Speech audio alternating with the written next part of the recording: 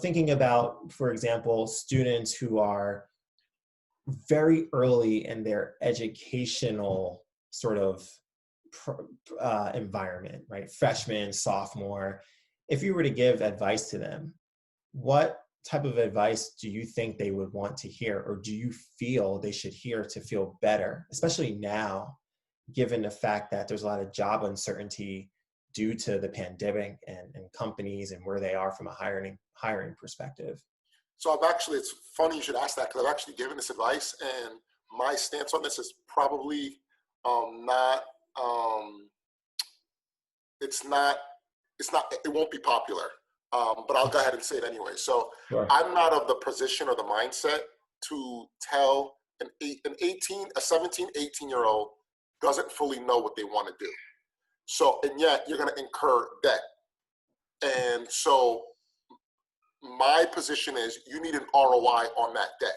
Whatever you pick needs to be able to service that debt. So I have a cousin of mine who graduated high school maybe 2 academic years ago.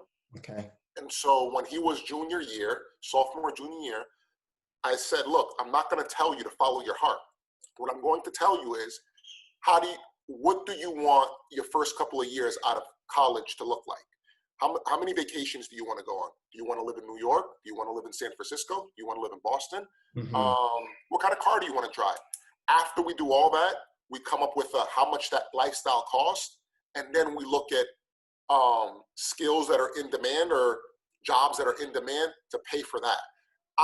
If you want to follow your heart, great, have a hobby, do it on the weekends, do it after work, and then if you could make something of it, then it'll replace. But my position is there's too many people with these degrees from schools that cost a lot of money, but in the marketplace, it doesn't pay, there's not a demand to pay you for it. And so you're stuck with this huge debt burden, and that debt burden kind of drives the decisions you make throughout your life.